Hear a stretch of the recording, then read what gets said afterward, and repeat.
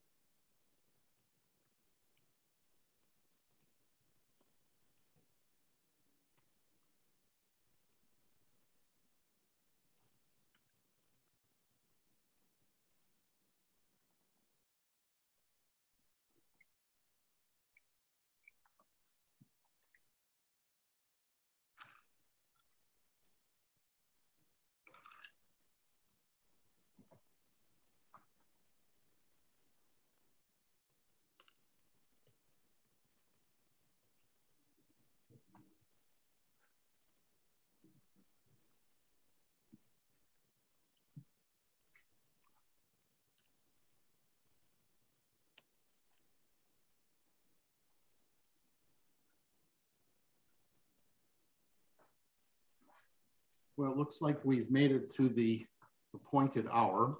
So why don't we go ahead and get started. I'd like to welcome everybody to this session of the Columbia Managed Retreat Conference. My name is Mark Abkowitz, and I will be serving as the moderator for this session, which is focused on when, where, and how understanding infrastructure interdependencies.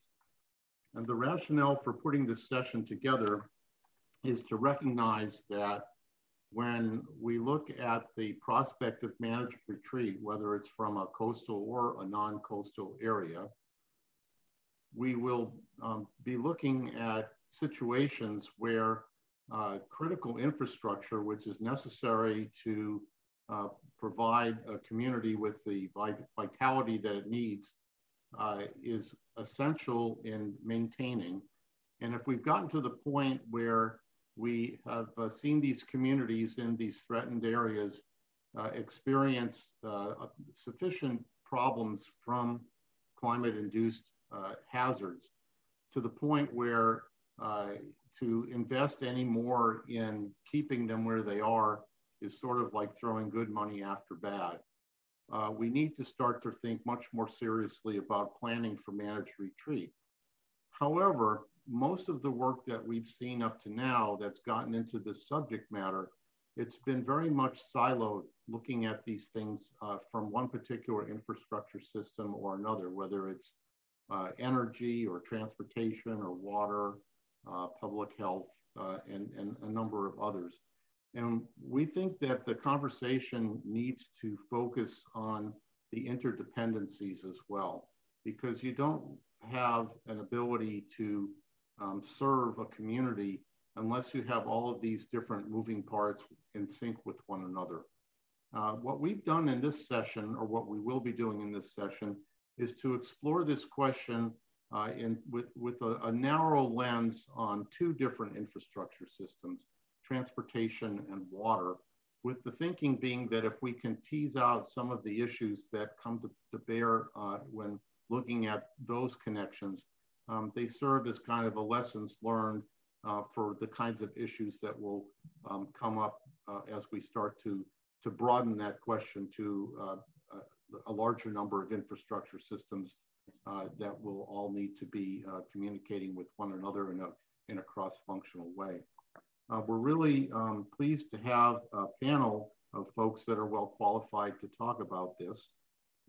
Leah Dundon, who is the director for the Vanderbilt Climate Change Initiative, is with us and will speak first on sort of the background on where we are on this question, kind of the lay of the land. And then Allie Riley, who's an associate consultant with WSP USA, will take this on from the standpoint of where the transportation community has gotten to in terms of managed retreat and the questions that they're trying to answer with regard to how you move a community successfully in this in these transportation threatened scenarios. And then Richard Davis, who's the principal with Beverage and Diamond, will carry on from the water side.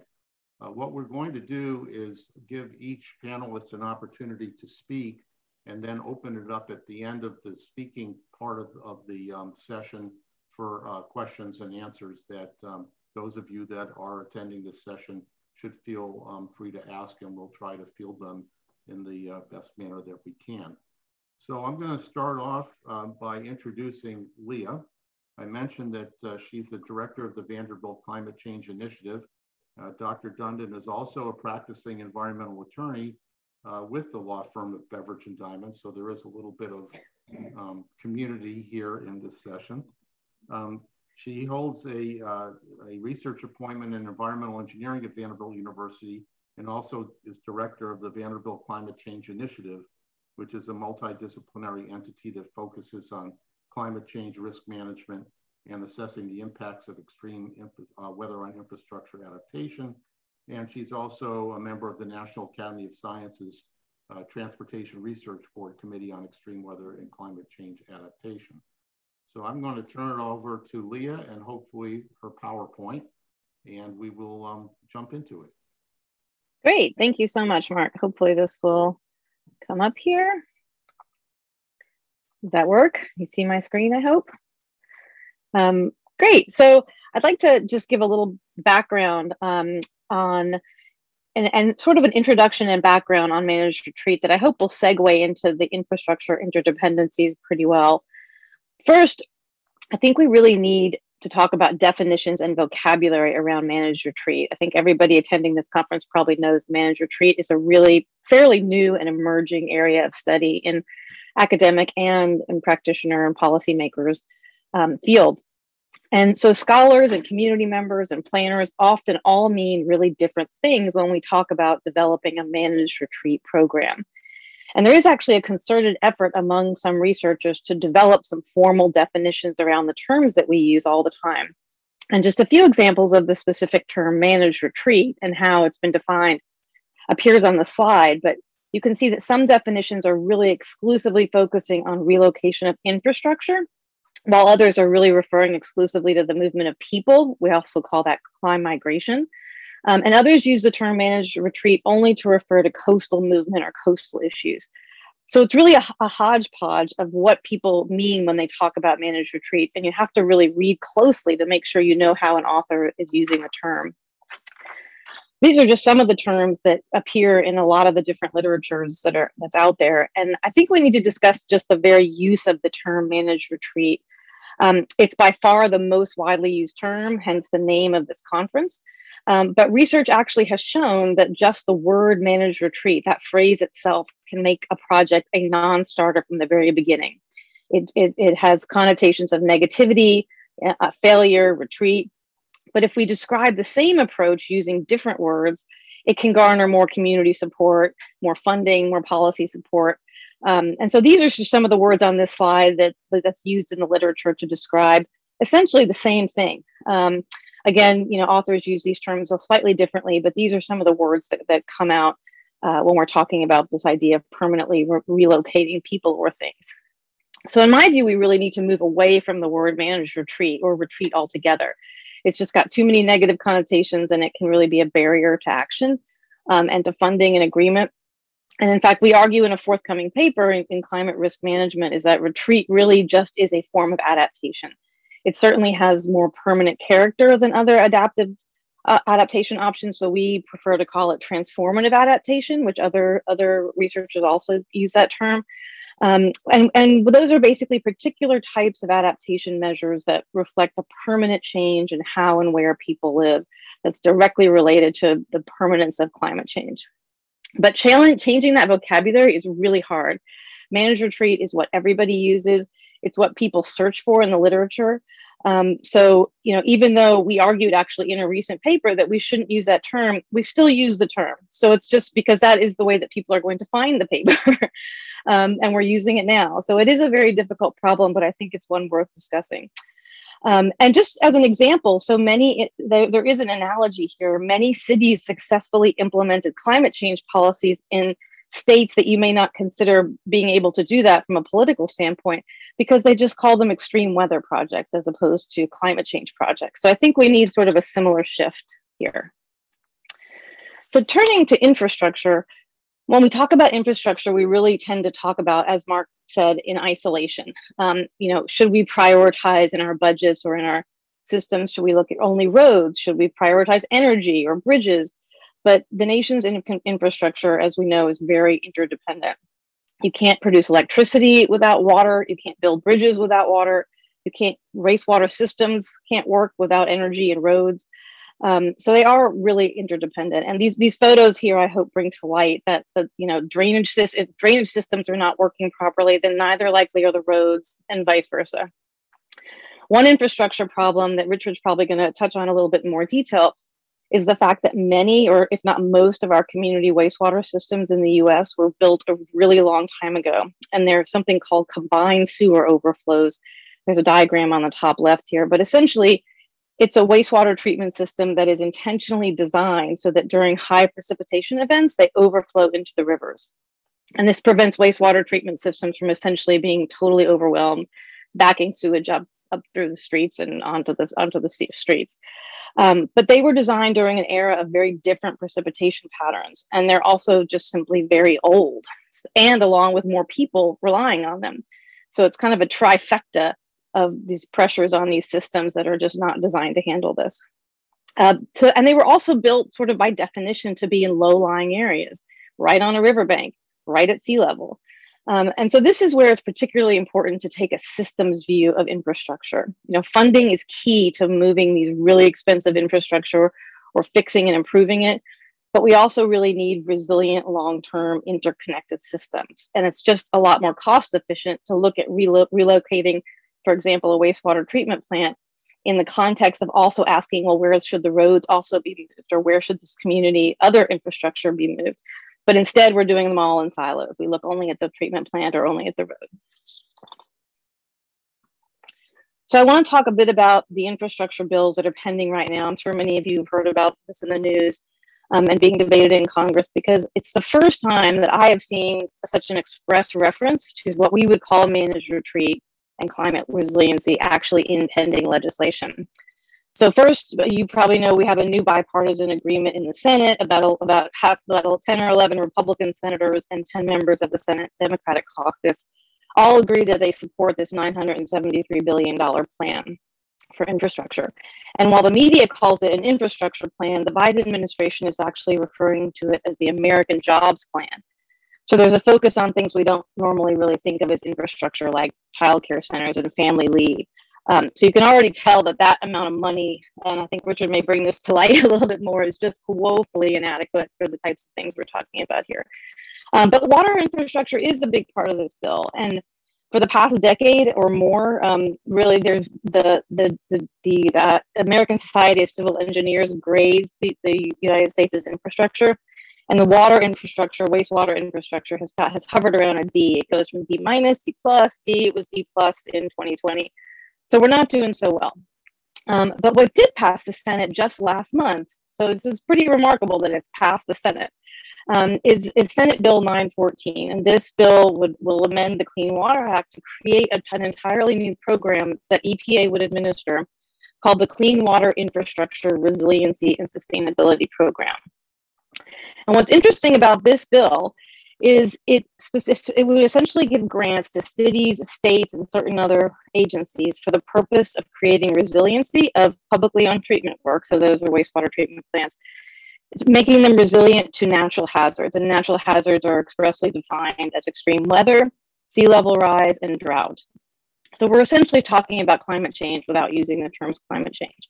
But interestingly, you can see highlighted in red, the funds can expressly be used for modifying or relocating an existing POTW. I've never seen any funding that specifically relates the relocation of a major piece of infrastructure to climate change events. So, right now this is still just a bill, but it's to me, it's a recognition that at least in this Congress, managed retreat is now coming into the parlance when it comes to major pieces of infrastructure. And it's only $25 million a year for 5 years. So I think we'll learn about how far that can really go. But again, it is a first step. And just lastly, I think the bottom line is that we really need long-term systems funding for adaptation and retreat, and not isolated project planning. In order to do these big infrastructure projects, then do them well, you have to plan for massive amounts of money over multiple years. But it's really hard for planners to do that if politicians can just come in and change the funding source year to year.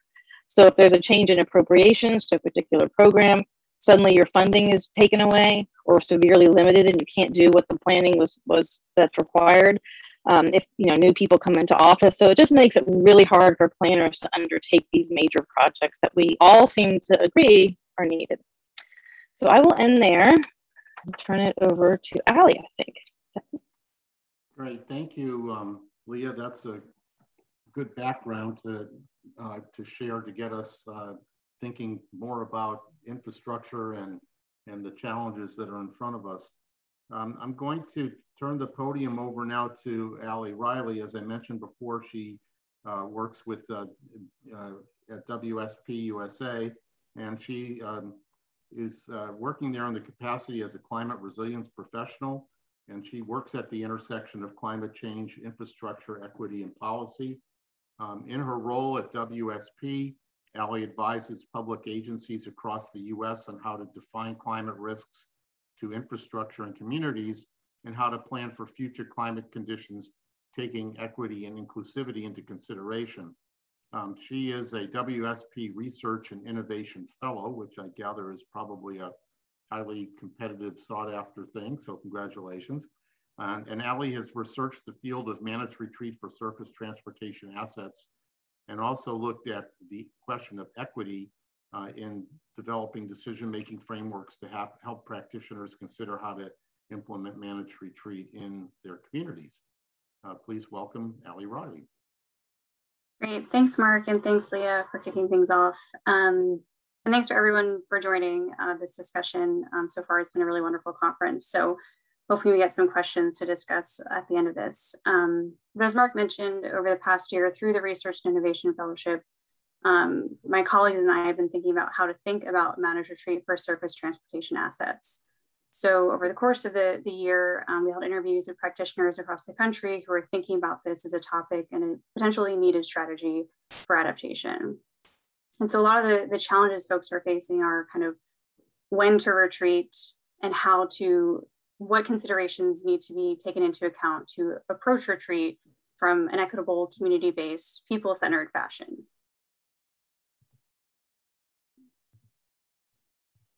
And so I guess I just want to start with kind of a background on where we've been. Managed retreat is actually not new necessarily for transportation assets. So these are a few examples of where it's occurred. And one resource I found immensely helpful was the Georgetown Climate Center. Through my research, the folks there are really thinking about this as well. And I've laid out a really clear kind of categorization of what retreat could mean for surface transportation assets. So it isn't always relocation. It could be divestment from a roadway or rail line. It could be relocation, or it could be abandonment and repurposing in the long term. And so these three examples, the one in Cape Cod was relocating and moving inland a parking lot that was consistently overtopped by coastal flooding. Surfers Point in Ventura, California is an ongoing project, but includes some ecological restoration and relocation of the bike path and parking lot. And Devil's Slide, also in California, was completed by Caltrans on a stretch of Highway 101 on the coast in Pacifica, where landslides consistently damaged the roadway. And so instead of continuing to repair it for level of service for car use, 2 tunnels were built inland to allow for continued traffic, and the road was repurposed for bike ped access to the coast. So a few different ways in which retreat has occurred. It's not new. So where are we now? So it seems like we're all thinking about how to implement retreat or how to even start talking about it. I think to Leah's point, it's, the discourse really matters about how we approach this. And so I've seen that where warranted, agencies are trying to plan for retreat. So here are two examples that I found. So one, the Resilient Roadie, which is the action plan for the Resilient Rhode Island Act, which was passed in 2015, has a mention of potentially using managed retreat of roadways on public lands as a way to evolve and adapt to climate change. So they were very high level thinking that this is a potential opportunity for them and maybe a needed exercise. On the other coast, the Ocean Beach Master Plan was completed by SPUR and lays out a clear plan for adapting the Great Highway on the western side of San Francisco, which includes some realignment as well as some kind of coastal regeneration to improve resilience. So folks are thinking about this. And so there are a few key kind of nuggets that came out of the many conversations that I have with practitioners about how they're thinking about retreat and what kind of concerns or considerations they have. So the first one is around public participation. Retreat, I think unanimously we could agree, should activate publics, and it will activate publics, whether intentionally or by kind of public response in opposition. And so practitioners agree that this needs to be a consideration from the get-go. It's context dependent. Retreat in one location, I mean, even retreat in Rhode Island and retreat in San Francisco are going to be different. They're different communities. Some locations where are folks living in primary homes or folks living in secondary homes, and it's just a very different context in terms of needs. And then the third thing being that retreat is really complicated. I think that's why we're having a multi-day conference on it. It's a really complicated topic. But again, to Leah's point, it is a form of adaptation, and it's one that we're considering. And so coming off of the third point, one of the things that I thought was potentially helpful for practitioners was to start thinking about how to organize the myriad pieces of information that come from planning for retreat. So one example that I wanted to highlight was a document planning report that the state of Hawaii put together. Hawaii, island state, thinking about retreat, and also thinking about retreat for transportation assets. And these a few categories of topics I thought were really salient for kind of all retreat planning, whether that be for transportation, communities, et cetera. And the intent of the study was really to develop a strategy or a policy for managed retreat in the state. But they ended on kind of, well, we need to do more research on these things in order to develop that strategy. So working from that, our team thought through kind of how to frame managed retreat, as it relates to planning and implementation. And I think one of the things we found helpful was thinking about it as a socio-technical transition. So socio-technical transition is typically applied in kind of I think like a climate mitigation context for the evolution to electric vehicles. You need technology, you need people's social character or kind of composition to change and their behaviors to change. And so I think managed retreat is somewhat similar in the sense that, these 5 components, infrastructure, culture, policy, science, and markets, amongst other things, inform managed retreat, but also managed retreat will inform kind of the evolution of those topics and categories over time. I think transition is actually somewhat cathartic because it changes retreat from being a decision-making point in time to being kind of a longer evolution and iterative process that I think also allows for more community building in the process. So I'll get to in a few slides kind of a step-by-step process that we developed that kind of helps to kind of organize retreat for service transportation planning. And in order to develop this framework, we thought about a few key pillars and philosophical pillars we wanted to have incorporated, and we wanted it to be values-based. So the one I already talked about was the temporal transition, is thinking about retreat as an ongoing process for planning, which really falls really naturally into the planning process, I think, for transportation planning. The other is to be proactive. In order for these considerations to be teased out and for community input, retreat has to happen early. And to Leah's point, we have very old infrastructure in the United States. And there's a reason that we do to some extent, aside from the funding piece, is that it takes a very long time to build infrastructure and it takes a very long time to reimagine infrastructure. So we need to be proactive as it relates to any type of infrastructure in retreat. And the third piece being equity. I think, it's impossible to think about managed retreat without thinking about the inequities in the US context, globally, and that is kind of the backdrop. So I think in some ways managed retreat can really help to change the composition of communities over time and address historical inequalities. And it should be striving for equitable outcomes. So the framework is really designed, the last setup for the framework, and then I'll show you the process. But it's really meant for state and local planning jurisdictions, transportation agencies, state DOTs, as a way to guide practitioners through the decision-making process. As I said, it's meant to be used early in the process, and that kind of links it with the long-range transportation planning process. And then the scale is really looking at kind of at the asset level. This isn't meant to like inform an overall policy for retreat, but is meant to look at a specific asset we identify to be potentially in need of retreat as a strategy. So here's the step-by-step process. And I'm not going to walk through all of it. I think that'd be a little bit overkill, but I think the key points are really about thinking through the values and who's at the table. And I think this is something that is inherent in transportation planning, but I don't know if we're always transparent and deliberate about that. And I think if we provide ourselves the space to really kind of walk through these things transparently, get the right folks at the table, retreat can really be a very transformative process for a community. I agree, managed retreat is a term that a lot of people do not want to engage with. So maybe we need to think about in step one or step two, when we're bringing together a working group, how we're going to frame this project. But I think this framework allows for those considerations. And again, this is really meant to help people think about the myriad considerations and consequences of retreat. So consequences of not acting and consequences of taking action for a surface transportation asset. I really see retreat as being kind of a past, present, and future all collapsing together, making it complicated. So if you take one step forward, what does that mean for all the different interdependencies for infrastructure and populations? Back to the theme of this panel. And so the framework is really meant to be, as I said, used for if you've identified an asset. So for example, I'm sure we've all seen coastal roadways or rail lines and we're like, oh, wow, as folks engaged in climate action, this might not be tenable long-term.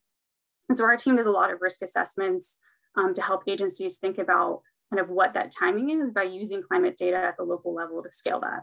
So I kind of envision this happening after a facility level assessment, where people have the information to say, you know what, we need to start thinking about this because in 30 years, this is going to be overtopped 200 days a year by some amount of water. And then again, it's meant to be iterative over time to inform planning. And so just to kind of tease out some of the other considerations kind of woven into that step-by-step process, I'll walk through a kind of hypothetical application of a few of the steps of a coastal rail corridor. So just, I guess, depending on where you live, imagine a coastal rail line where you're traversing over water or immediately next to water. And so the first one, thinking about a rail line, it's like, who needs to be at the table? And rail in the US opens up a lot of different questions around who owns the asset, who owns the land, who operates on the rail line, what services do they offer? So that includes, freight, transit, all these different providers. I think another key person to be at the table are the local jurisdictions that the rail line traverses through. And then also thinking around the surrounding community members and coalitions, that could be land trusts, nonprofits, CBOs, getting folks at the decision-making table. And then obviously regulatory agencies. It's impossible to kind of think about managed retreat from the coast without thinking about the California Coastal Commission out here in California. And so I think one of the things that I've seen in our work is, this risk-based approach is very helpful for decision-making, but retreat and adaptation require different types of information to inform decision-making and inform a just process. So this step, I think, is really important to think about how we define the asset in the network. So obviously, we're concerned about the rail. We're concerned about how it connects to different rail lines or other modes. And that's really important as transportation planners. The other piece to think about are the social contexts. who's riding it, who would be impacted by retreat, all these different questions. And so one way I felt was kind of helpful for organizing is, and I've heard kind of similar threads through some of the conversations I've taken part in this week for the conference, is this idea of opportunities and stabilizers. So what are the factors that are kind of keeping the existing system in place and stabilizing it for its existing purpose? And what are the opportunities? Maybe the rail line keeps people from accessing the coast. And maybe that's a really great way, something really to think about and build into your retreat strategy as an opportunity to improve the community, amongst other things. And then I guess the last thing I'll say about kind of the step-by-step process is really just, again, it's values-based. It's meant to inform how we select alternatives. Again, going back to Leah's point, funding is a key driver as to what is feasible in municipalities in the United States. And hopefully with new funding streams, this becomes more achievable. But aside from kind of the feasibility, the economics of it, you know, are these the alternatives that you've developed as a working group going to achieve the values and outcomes you identified at the beginning? So again, it's a bit idealistic, but it's meant to be, you know, helping people think through this process and organize the many different types of information and consequences of retreat. And so before I pass it over to Richard, I just wanted to kind of say a few things about what I think are kind of needed to help folks think about actually implementing retreat for infrastructure. And we think community engagement is really important. Data collection, you know, what data points are necessary to inform when retreat will happen or should happen. Pilots, and also just lessons learned. I mean, this conference has provided a lot of great lessons, I think, you know, that can inform retreat in many different geographies. Additional considerations, I really focus on the transportation sector. So I think getting out of our silos is really important, and an important part of this panel discussion. And wildfire risk. I think that's a really kind of moving target. Our team focused primarily on coastal assets, and I think, you know, modeling wildfire risk is really hard. It's really hard to pinpoint, but I think, you know, thinking about what that hazard looks like with retreat in different communities. So thanks for your time. I'll pass it back to Mark. Thank you, Allie.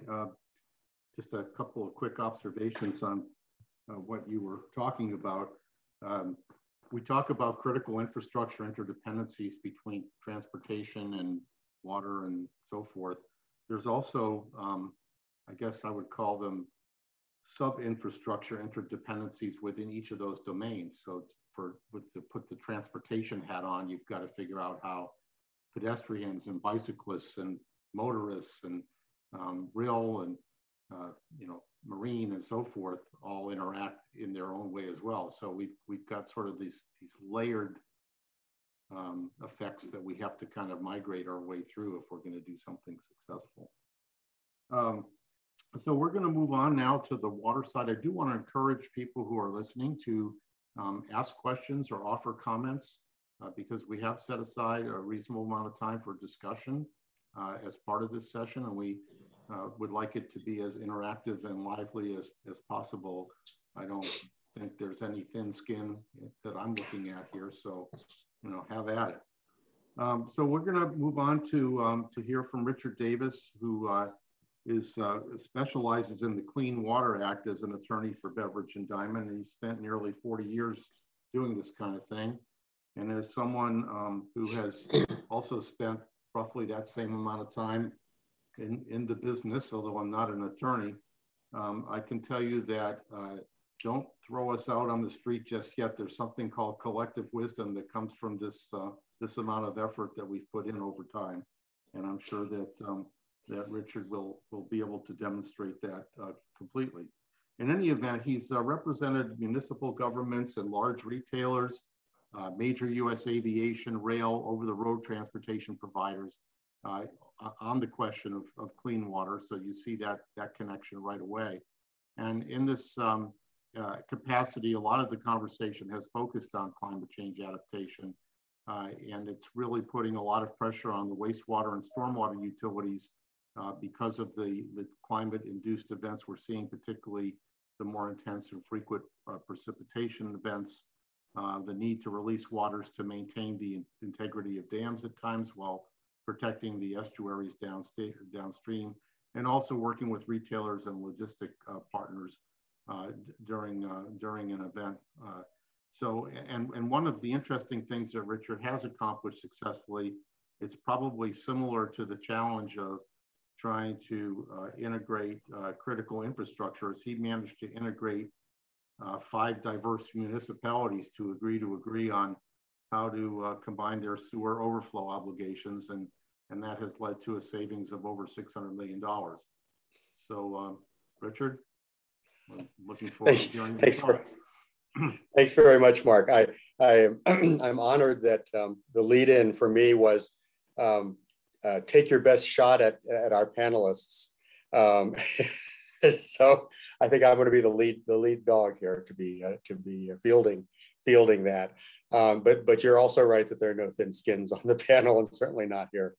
So as Mark said, and I appreciate being invited to speak here, because I'm a little bit of the odd person out, the rhinoceros in the room, because I'm a water practitioner. I've been a water practitioner, as Mark said, for 40 years, mostly working with large water and mostly wastewater utilities around the country. So if you've been in a big city, I've probably one time or another represented them or wished I had. And I see them struggle. So historically, the idea of managed retreat was the lastest thing in their mind. You know, they were worried about trying to comply with their permits. They were worried about this. And this subject matter has crystallized for them in recent years, though, as it has for all of us, I think. And so there are a number of stressors that make them think about managed retreat, and that managed retreat would be a good idea. I think that, and I think you know, our speakers have all in one way or another talked about this, though, that this is an area that is still very much forming. It's more cloud than it is substance at this point. And it's materializing before our eyes, but it hasn't materialized yet. And so I see a lot more desire for relocation of infrastructure, for plans to manage the relocation and to design the relocation of infrastructure on the wastewater side in particular, then I see management of it or retreating, in fact. And I think what they don't know are sort of all the basics. These are things that the community really can provide or can itself learn how to do and then provide. And those are, to me, the key questions for the utility managers. Key questions are, what should trigger a retreat? I mean, we're on this big continuum, and we're the frog in the pot, and it's getting warmer, but we're not dead yet, so maybe not yet. So they don't know what triggers retreat. How best to accomplish it? Well, gosh, there are papers on papers about great ideas on how to do this. There are case studies on how it has been done successfully here and there and someplace else.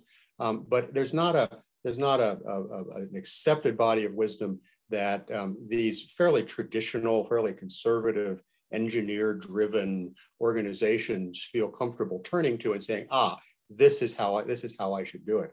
And then managing funding, obviously, is a huge issue.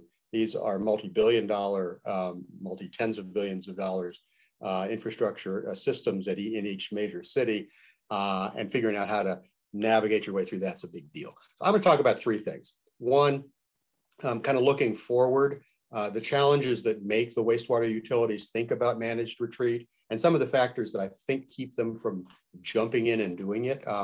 Not a complete list by any means of either of those things.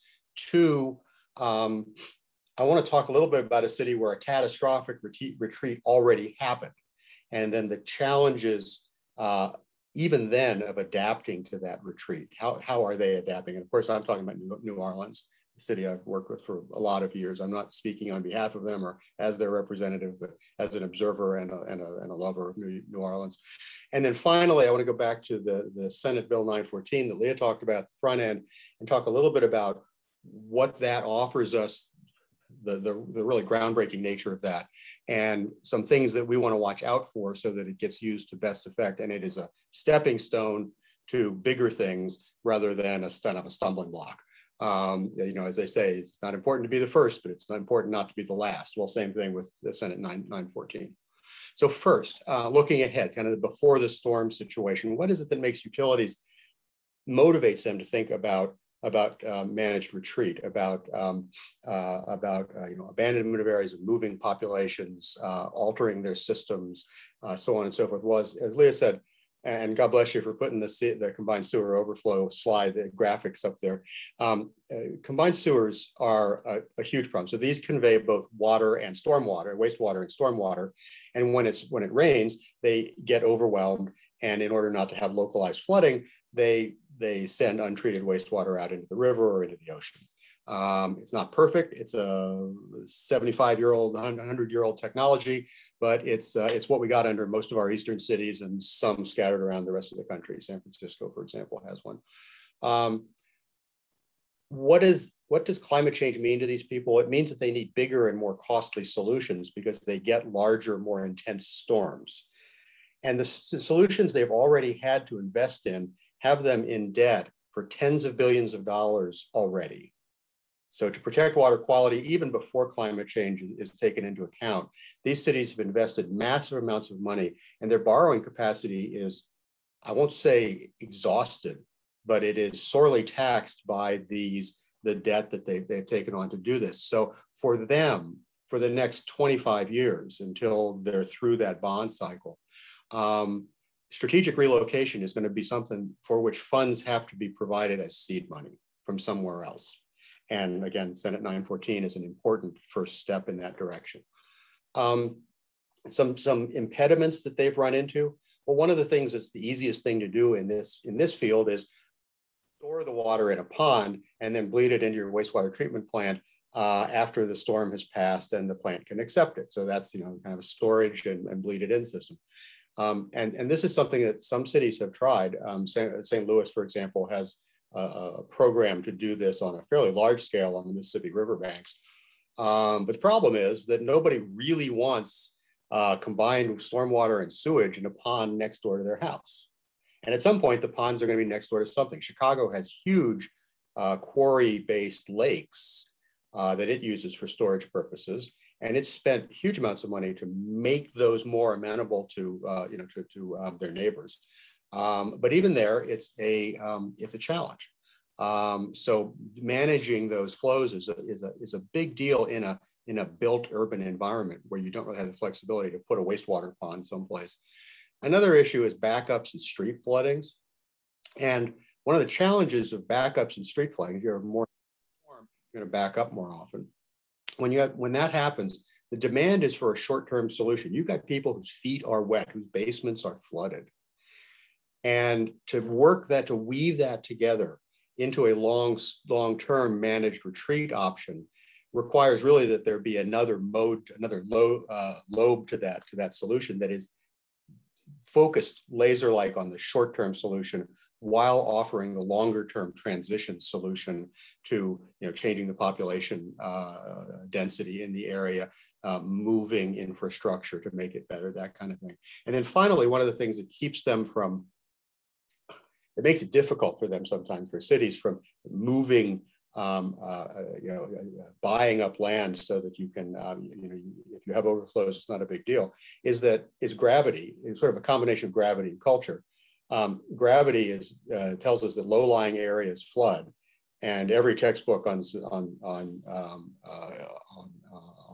urban patterns tells us that low-lying areas that flood are the areas where poor and EJ communities exist. So what happens in many cities, and Washington, D.C. is an example of this, those low-lying areas used to be, or started out being,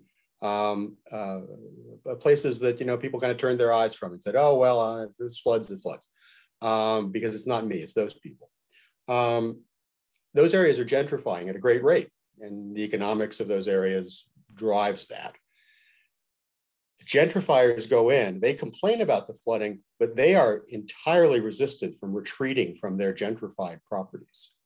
And so you end up with a whole set of options, that is the property acquisition options, trimmed down to almost nothing, which leaves you with changing, upgrading, spending huge amounts of money on the gray infrastructure that serves those areas so that even in large storms, they don't flood. So this is something that takes off the table. Gentrification seems to take off the table property acquisition as a tool. And so these are kind of pluses and minuses that large systems face. And I think some of those have kept large systems from taking even the first tentative steps into managed retreat. And those are areas that need work.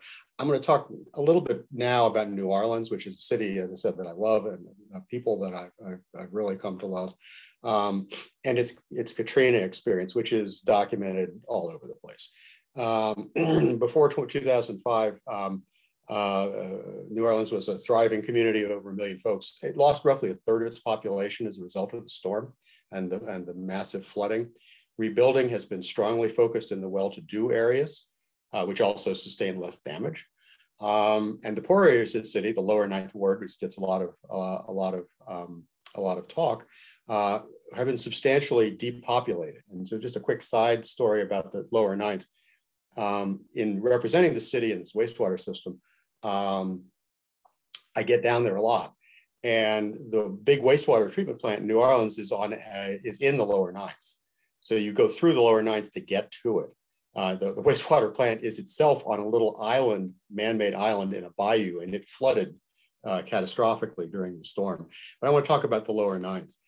The first time I drove through there, I was really struck by the percentage of vacant lots to the inhabited structures.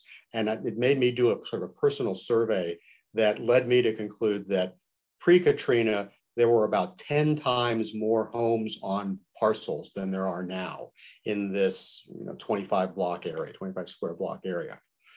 You go through there now and it looks like a battlefield. There are yards that are just filled with weeds and debris. There are still concrete pads where houses used to be, and there are driveways that lead off into nowhere in the middle of lots. And every now and then there'll be a house and somebody living in it. So if you allow a city to suffer that sort of object lesson devastation, that's what you get. You get a war zone. So if ever there were an incentive to do managed retreat, it's a good long trip to New Orleans. Lessons from the place: it left the city with about 60% of its population, which is about 20% less than they need to support their infrastructure. So if you don't manage your retreat, you're going to be left with bills to pay that your remaining population can't pay. That may be a bit of a tool to use for folks. Social justice is obviously an issue. It's a commonplace that EJ communities bear the brunt of climate change. New Orleans bears that out in spades.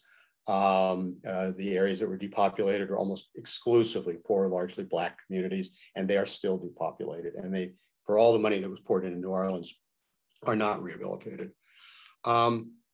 And efforts to transform those areas, even after the loss, run into fundamental cultural backwash. So, for example, the folks who continue to live in the lower Ninth have very deep, long-standing connections to that area, even though the area isn't anything like what it used to be. It's Beirut in the 70s now. But they are committed to living out their lives in that area. So acquiring those homes has a social overtone that is absolutely fatal, absolutely fatal. And in fact, there's even a fairly robust right of return movement. I know this sounds like the Middle East, but the right of return movement, and I don't mean it to, on the part of the dispossessed, who want to retain the ability to come back. So they are opponents of any redevelopment that would make this into a sustainable floodplain, essentially, which is what the area needs. This particular low-lying area probably needs to be in order to be safe and useful. So there are these cultural dispossession issues even after the storm has laid waste to an area. So I guess my takeaways are: a place like New Orleans is a great object lesson to study the benefits of timely managed retreat, because it's a living example of what happens when you don't. Makes, I think, for a powerful lesson. Second, I think it also illuminates the human and the financial touch points, the hard touch points that you have to navigate when you are doing managed retreat. Allie mentioned kind of a pathway to it in which these kinds of touch points are illuminated and dealt with transparently. New Orleans identifies them in a vivid way, and I think really leads the way for organizations like Allie's to accept, have localities accept the fact that these will be the problems that they'll face doing it now or doing it later, and to square up with them earlier rather than later. So New Orleans. Finally, Senate 914, funding. Funding is a big deal. Funding is the only deal if you're in the wastewater business. If you're a utility manager, you live and die for your funding streams. And you can't do anything outside of them. You just cannot do anything outside of them. Only the federal government prints money. So good things in Senate 914. It's, as Leah said, it is absolutely the first of its kind bill to create a grant for relocation. Lots of bills and funding in various sorts for construction of wastewater treatment plants and that sort of thing. But relocation is an absolutely new starter. It's small dollars. I think I wrote back $25 million when I first heard about it, but it's a nose under the tent. Shaking the, to make this into lemonade. It's a nose under the tent, and that I think is a historic thing. Also, this is a long-term effort. I mean, practically speaking, managed retreat is a long-term exercise. You don't do it today. You do it over the next 20 years for large-scale managed retreat. And so the fact that this is, $25 million a year, which is woefully inadequate to the perceived need, I think of probably we in our audience here. As this is a field whose approaches, whose triggers to action, whose techniques to act haven't yet really crystallized. And so it's a start. It's a laboratory. I see Senate 914 as a laboratory to learn these things, to make some mistakes, to learn from those mistakes so that we know better as we go forward how to manage this when the big dollars start to flow, because they will sort of inevitably. So there are three little watch out fors that I would add here in this what I think is a historic piece of legislation. Hopefully will get passed by the House and signed by the president fairly shortly. One is utilities. If they abandon a facility before the end of its useful life, are obligated to pay back the financial support they got to build that structure. And again, we're talking about billions of dollars worth of structures. Well, nobody has billions of dollars to give the government back if it's simply a better idea to put my wastewater treatment plant over there than it is down there. So there's one more thing that needs to happen to really break the logjam. And that is not just money to relocate, but forgiveness where relocation is identified as an appropriate action. So that's probably a legislative fix, but it has to happen. Two, general human mischief. When I first read the bill, my very first thought was, I should go to some of my wastewater utilities and say, you could fix your combined sewer systems with this money using this language, even though that's not what this bill is for. And then I slapped myself on the wrist and said, don't do that, Richard. Stop being a jerky lawyer, which I can only do for a few minutes at a time, but I can do it now.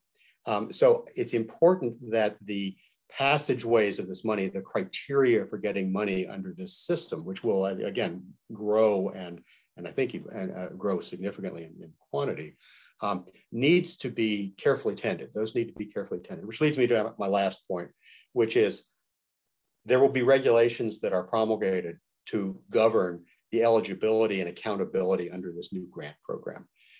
They will have to be different from existing grant regulations, with which I was familiar in my younger days, and are about 300 pages of the Code of Federal Regulations. So there will be new rules coming out. Those rules will determine whether this money goes to the right place or goes to a bunch of interest groups that are angling for a clause or a phrase that lets them smooth this money over to something they want, but that isn't really within the contemplation of the Congress when it passes the bill, as it passes the bill. So there needs to be active participation in that front, at that front, on that cutting edge, in order to make this program what it can be, as opposed to letting it sort of slide sideways into something that folks who see 25 million bucks and say, hey, I'd like that, would like it to be. So we got to protect our green shoots of progress here, I guess is the message, and from people like me, probably. So that's as far as I've got things to say, and I appreciate, again, Mark, the opportunity to be here tonight. Well, thank you, Richard. And we are starting to get questions. I'm encouraging those of you who are listening in to ask away. Interestingly enough, they are uniformly distributed across the three of you. So I'll start from the beginning here, and we'll just sort of roll with it. The first question, I think, is directed probably more to Leah, but I encourage any of you to voice your opinion. This is from Aviva Ramani, and she asks, am I correct in understanding that the semiotics of languaging using managed retreat has become a leverage point to advance funding for climate issues while avoiding the explicit politics that trigger resistance? So can you hear me okay? Yes. Okay, good. Sorry, I've been having audio problems, but if I understand the question correctly, I think the answer is yes, that essentially the languaging around managed retreat needs to be done in a way that's going to encourage the projects to get done and avoid the politics that will assure that they don't get done.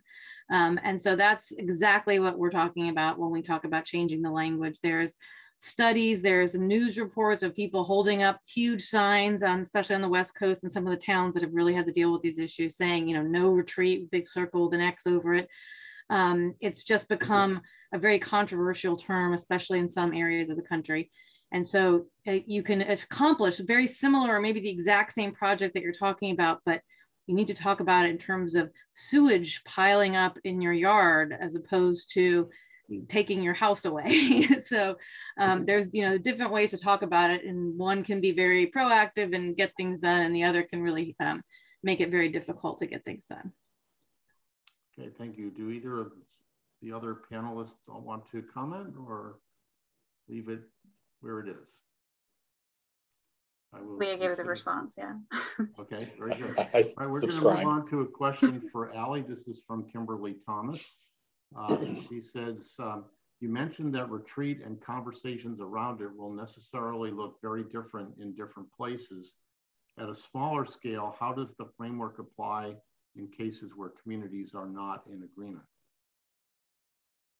Yeah, no, thanks, Kimberly, for the question. I think it's difficult to apply because I think to some extent the reason for resistance will be different in different places, right? And who's resisting and who is in opposition. So I think obviously, you know, I think a publicly driven retreat is the most desirable. You know, communities deciding that it's not tenable to live in these locations, or, you know, this roadway is more of a nuisance to me because it's flooded all the time, and I'd rather drive the extra 5 minutes on the other route and understand that. And I think one of the things that, especially during when Richard was speaking, that I was thinking about, that we've kind of implied through a lot of our conversations so far, is that, I mean, infrastructure is a public good, it's publicly funded. And I think it's really difficult to kind of balance these considerations of kind of providing investments in infrastructure that's no longer providing the service.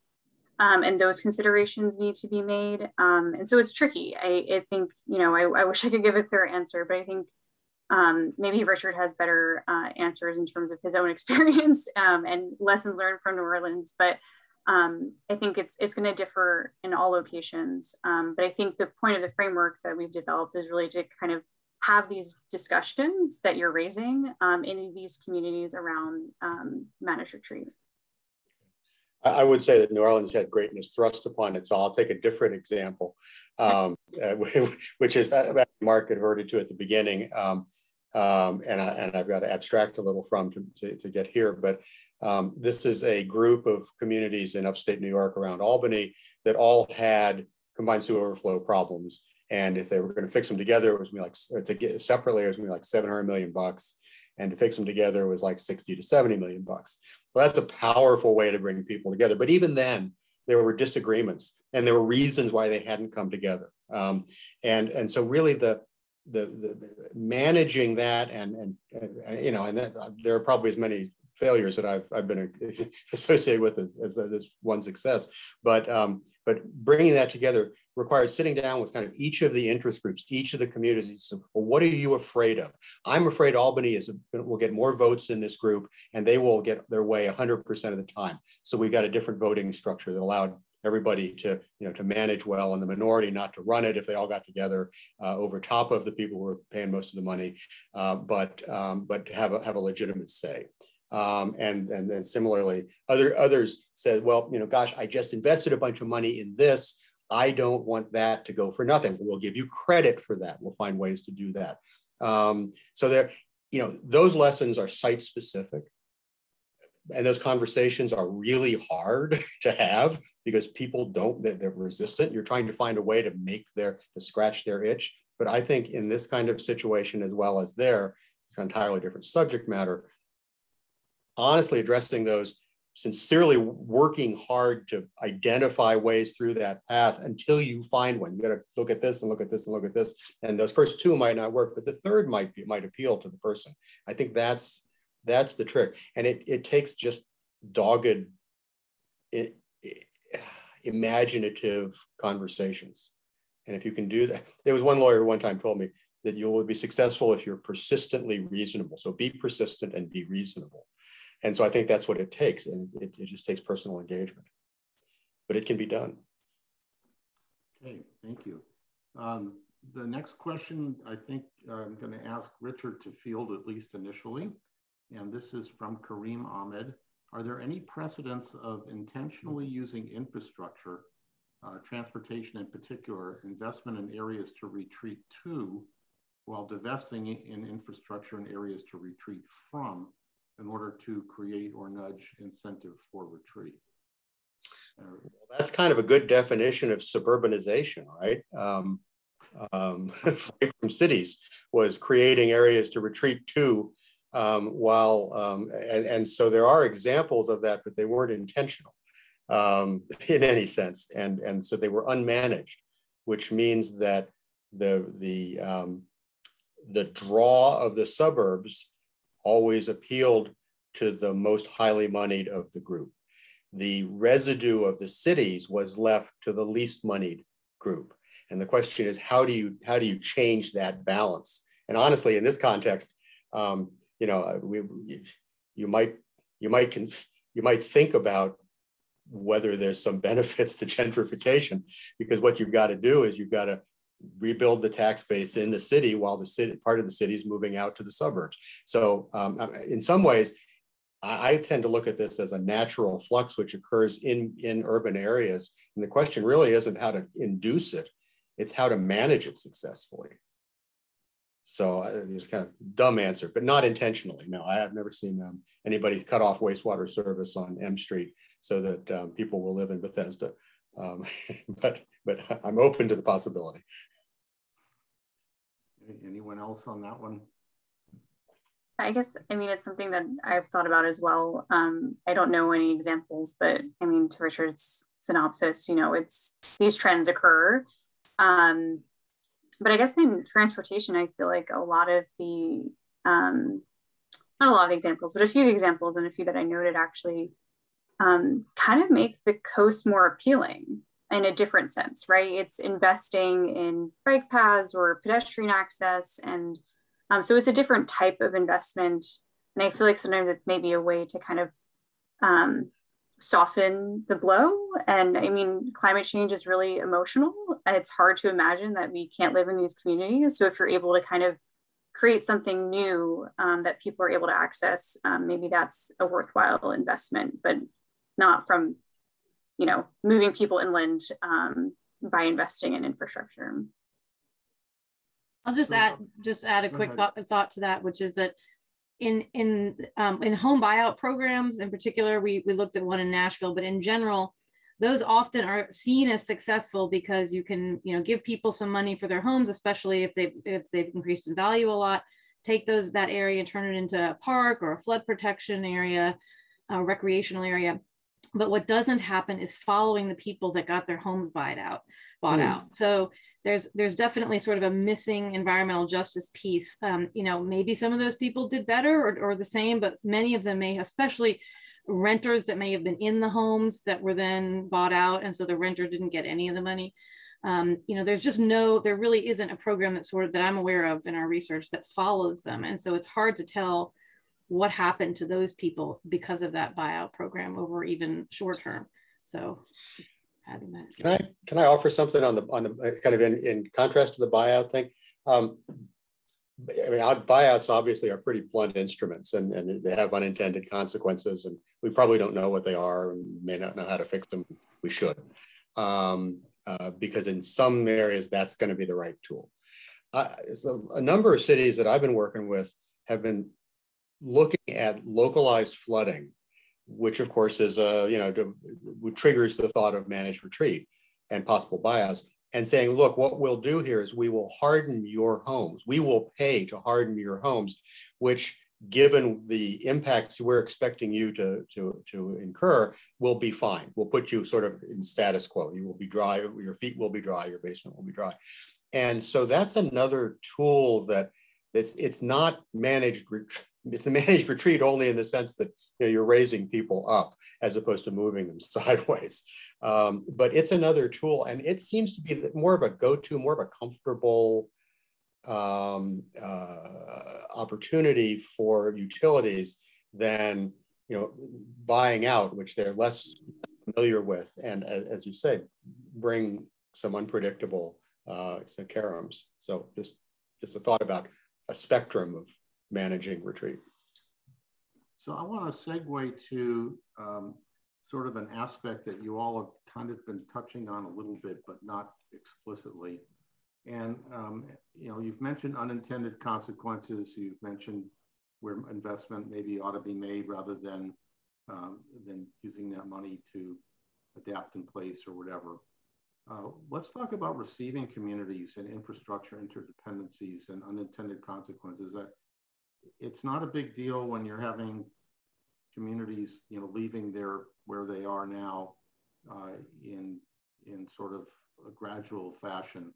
But I'm certainly aware in places like Bangladesh, for example, where they're talking about 2 million people permanently migrating from the coast in a fairly short period of time. And it begs the question, where do they go? And are we just transferring, one type of risk for another in terms of the ability for other places that people want to go to, having the infrastructure to support, the livelihood of those people. So has there been anyone thought at all about receiving communities, or is that too far down the thought process to get into at the moment? I mean, I think we've talked and looked at that a little bit, and it's a really difficult problem because it's clearly one that needs a lot of thought and research around, but we don't have a lot of examples. The sort of, especially where you're literally picking up a large group of people and moving them to a new place, like you mentioned with Bangladesh. The Ile de Jean Charles Island in Louisiana is really the only example I can think of where they truly took an existing community and said, we have to just pack you all up and move to a new place. And that occurred, I think, on empty land. So they didn't integrate them into a new city. They really developed a new development for them. I don't know of other examples. I know that the Alaska indigenous populations are dealing with this sort of where to go. But I think it's a really new and emerging area. I guess New Orleans, Richard, maybe you have some thoughts, because a lot of people went to Houston and never came back. And so I don't know if it was enough to really make a dent on the Houston infrastructure, but that's another. Houston is flooding like crazy, probably because they put up more asphalt and concrete. So relocation needs to be, the site of relocation needs to be thought through a little bit more, huh? Yeah, and I think that's true. I mean, so it's like small scale and large scale relocations. If you're managing all of it, then I think the receiving community is, if you are the relocation czar of something, like the Louisiana Island or like Tangier Island in the Chesapeake, which is on the cusp of having that experience, I think, probably by 10 years now. You have ownership of that receiving community. If you're just creating a diaspora, and they're going, then I don't, then I think obviously the effects are spread more. But the question in my mind is, are you having to move a cohesive community? If it's a cohesive community, you almost have a responsibility to think about offering them the opportunity to stay a community in some other, geography. And in that case, it's like you break it, you bought it. Whoever said that, former Secretary of State, I think. If you're going to break it, it's your responsibility to get that right. And for that reason, I think it's well worth study, because a responsible manager of one of these things, where you have a socially, culturally cohesive community, needs to offer that end of the rainbow as well. I don't know how what you're advocating for is essentially find enough acreage somewhere that seems to be fairly low risk from climate-induced events, and essentially create a city in and of itself for that purpose. Or an adjunct to an existing city, or something, something that allows for the maintenance of the culture being moved, and not making everybody a refugee. Because I suspect climate refugee is right up there with managed retreat as something you don't want to lead with. Another question I wanted to ask has to do with something that I think Allie mentioned in one of her last slides, and that's it seems to me there's been so much study just in general on the coastal communities, and certainly managed retreat as well. But the riverine flooding that's occurring in places, and now with wildfires, I think if I understood correctly, this year's wildfire season's been extended by something like 75 days more than usual, which is a stunning number when you think about it. Because on the back end, eventually, in a lot of these places, it gets cold and snows. So, there's some really significant things happening. And are we not realizing the need to think those issues through as well, from the standpoint of non-coastal communities? Yeah, I mean, I would start by saying that there are examples of relocation in the U.S. In riparian communities. The name of the town, Illinois, Valmeyer, I believe, is an example of a wholesale community relocation that occurred several decades ago. So maybe didn't really kind of make it into the discourse around kind of current conversations. But for the wildfire piece, I think, it's alarming. And someone who lives in Northern California, I mean, I'm grateful for the places that roads take me or rail lines take me.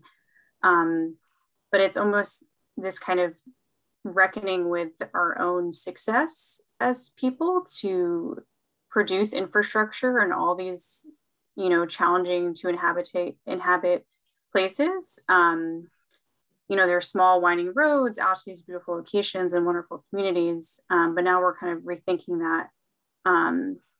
But I understand the need for people to want to live where they want to live and places that they call home. I think it's easy to predict right now, unfortunately, that it's going to be a very severe wildfire season. It's just really hard to predict where those fires will be and where they'll go.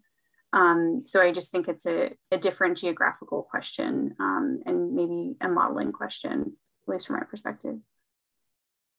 But whether it's the coast or inland, at what point do we no longer have the sort of the national will to subsidize these people to have the opportunity to either stay or pay for them almost completely to go somewhere else? I mean, at some point, doesn't it come down to a personal decision as to how much risk you're willing to incur by deciding to live where you are?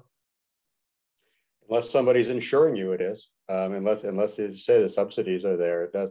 I mean, I guess the way I look at it is, you've got a lot of investment in these areas, and I'm not an expert on this, so this is just me blathering, but You've got a lot of investment in these areas, and as Allie said, the beautiful areas, in California are probably inhabited by some of the higher income earners in California, because people have gone to those areas because of their natural beauty.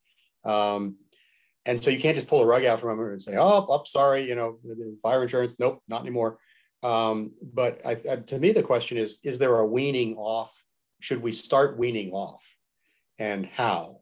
And how do you do that intelligently and incrementally enough so you don't just destroy people's lives because they made a choice that now you look back on and think, that wasn't a very smart thing to do, was it, Joe? But that lessens the human footprint in those areas until you can finally then maybe get it manageably small. I don't know. But I don't know if anybody's doing that. Is anybody doing that? Weaning? At least I don't know of like a policy for that. Individuals might be making those choices. But one thing, Richard, that struck me during your presentation that I think relates to this weaning conversation was these intermediate strategies. And I think it's from like a climate mitigation perspective, you think about kind of the stepping stone technologies that we need to adopt to get to our targets. And I feel like for infrastructure, particularly given the lifespan of these assets, the investments that need to be made, I think it's a really important consideration, and one that probably deserves more attention as to kind of what those stepping stones might be. Yeah, I think there's a lot of intellectual capital that needs to be created here. And it won't come to fruition until I'm long since in the ground, but it would be fun to be a part of it. So I have just two comments. One weaning process could certainly be around insurance, and I'm not talking about public U.S. government funded flood insurance, because that's a whole panel discussion in itself. But even just private insurance, and probably the biggest problem is that they're 1-year policies. And so if you only have to insure for 1 year, an insurance company is going to say, yes, I will insure you for a year, and then we'll see how it goes. And next year I might raise you. If an insurance company had to insure for 10 years, it might be a totally unaffordable situation for the person purchasing it. So it's kind of, Mark Carney of the Bank of England calls it sort of the tragedy of the horizons, which can refer to many things, but I like that terminology, which is that the whole system that's designed to sort of manage risk and price risk does not work in climate change, because they work on 1-year increments, and that does not price the real price of climate change into the policy. And the other point, I just want to make sort of another weaning, I guess it's a little bit of a weaning policy, but in California after the Camp Fire, there was a lot of research done on what the impacts of that Camp Fire were. And there was the code in California, the fire code changed in 2008 and said, if you're going to build, you got to build to this new fire resistant standard. And after the fire, they determined that about 90% or more of the homes that were not built to the 2008 standards, that were pre-2008, were totally destroyed in the fire. But the ones built to the 2008 standard were about 50% destroyed. So still a lot of destruction, but a significant reduction.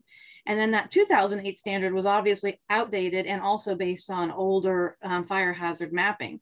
So just simply updating our things like fire hazard mapping, our risk mapping using current known climate data might impact policy and law and infrastructure design decisions that could certainly make us at least more resilient and to what's currently built, at least, and what's being built.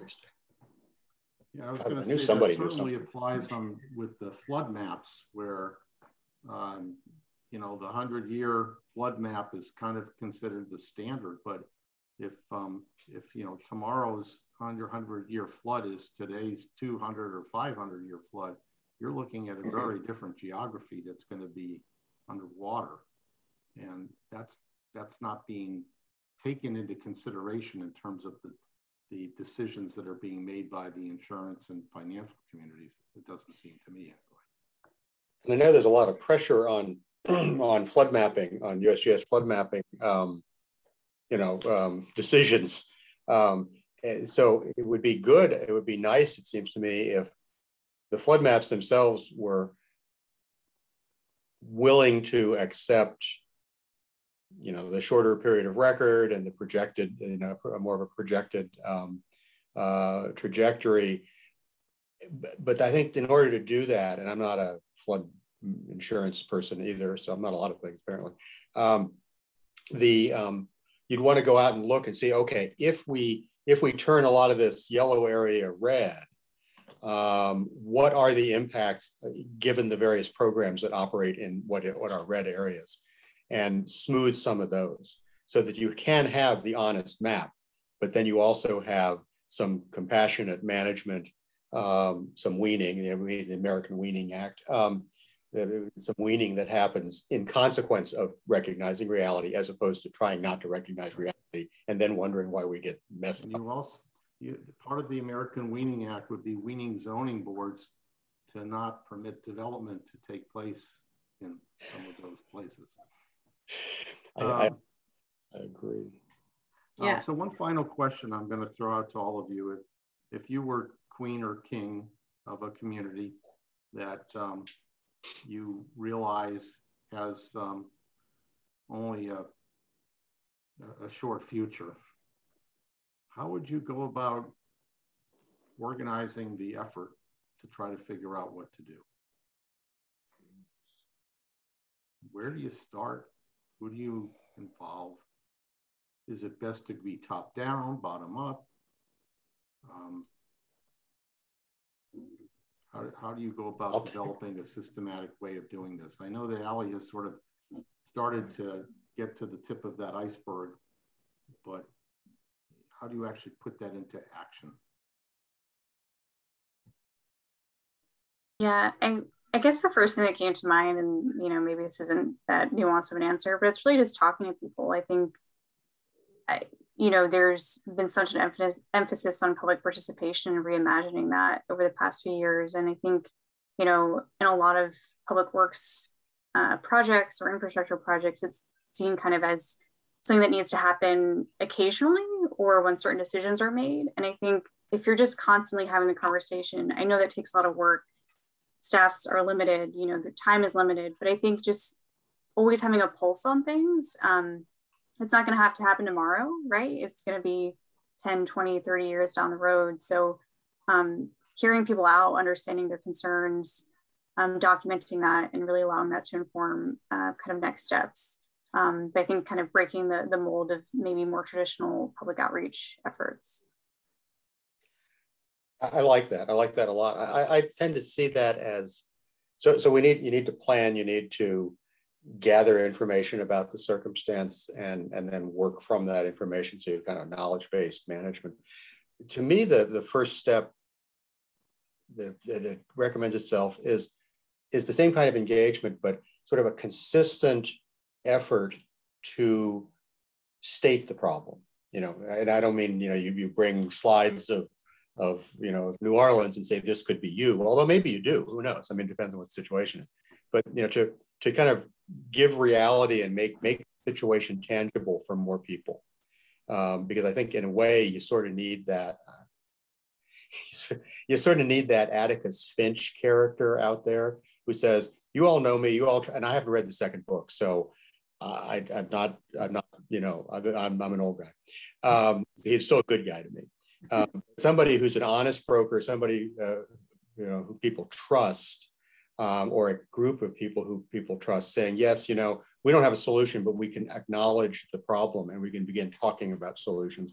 I think that sort of acculturation of the issue going out is incredibly important, because without that, you sort of get like vaccine hesitancy all over the place for all their reasons, but they're all closed door reasons. This way they engage one another a little. I think that's, and the other thing is to begin test marketing without forcing test marketing solutions. We could do this, we could do this, we could do this, we can do that. We can do different things. Each of us could do different things.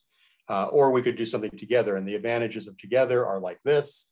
We might get some funding, we might do this, that, but we all have to live in the same house, in the same, whatever. I mean, to give kind of an honest account of what the transition would look like, so people can start to sift themselves into buckets that actually could work.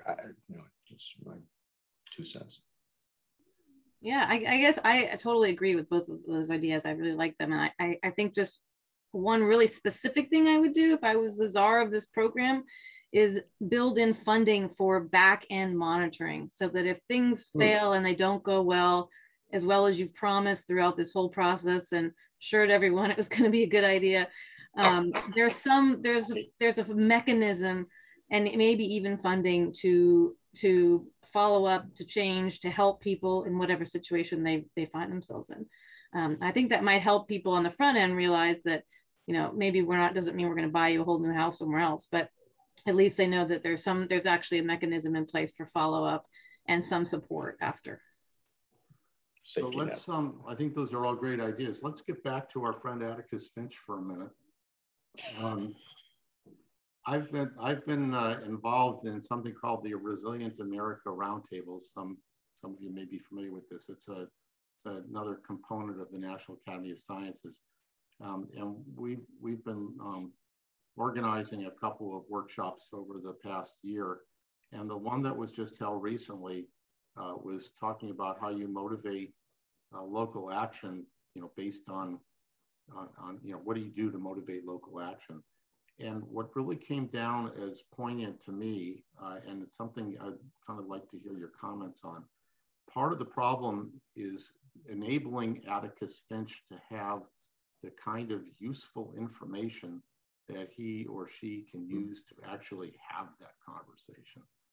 The feeling is that the climate scientists, as much as they're trying, are collecting data, but the data is not necessarily getting translated in a manner that a community can actually relate to, believe in, and make use of.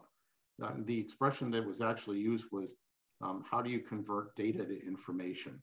So I don't know if you all want to comment at all on that, but is that perhaps one of the linchpins that would need to drive, you know, this, get us off the starting blocks?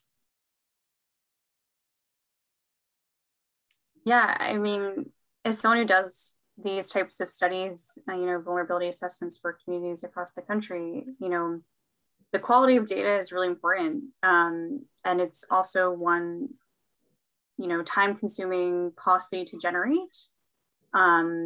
So, you know, for a small city to spend the money to localize, you know, heat impact data or wildfire data or, you know, sea level rise, whatever it might be, is really challenging. And so you see the trends occurring in states where there are state funding sources and state obligations to have these studies completed.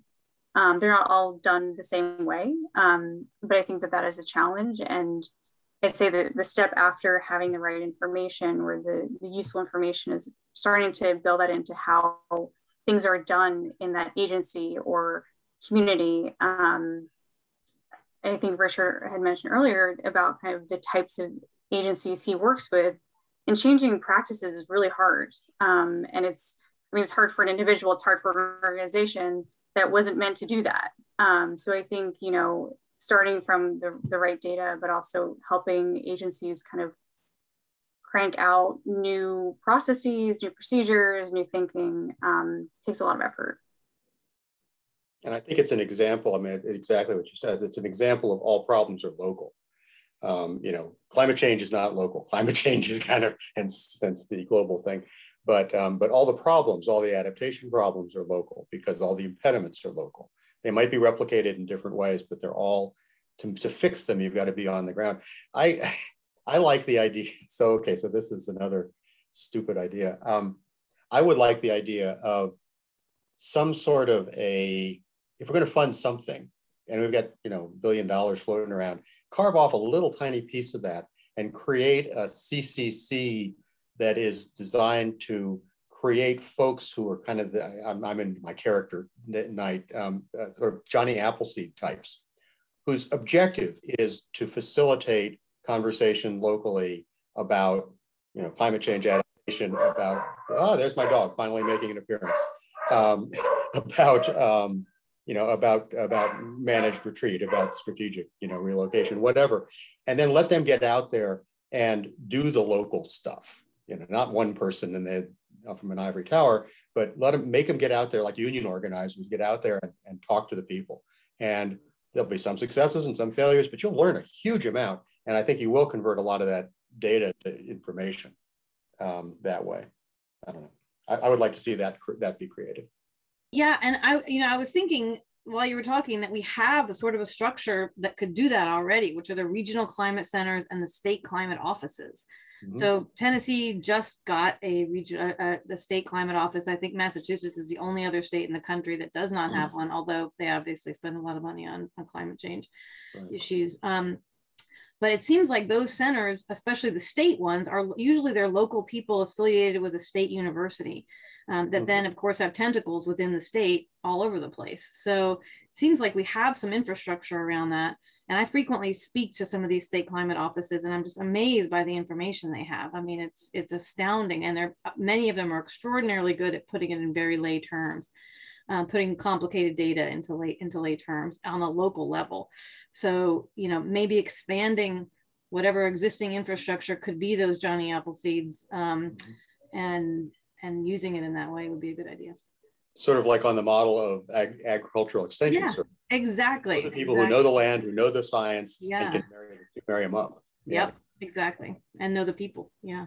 And know the people and are trusted. So we're back to Atticus Finch. That's right.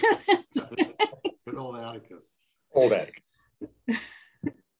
Okay, we're about to wrap up here. Any last thoughts from the panel in terms of, is there hope? There's definitely hope.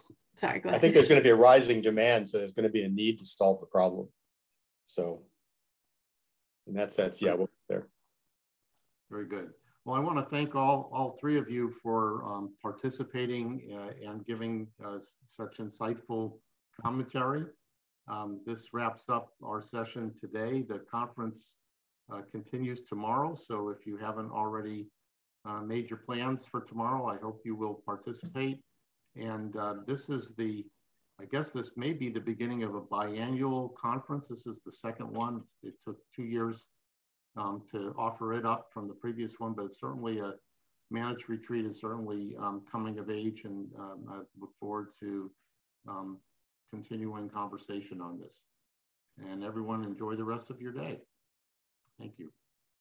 Thank you for having us.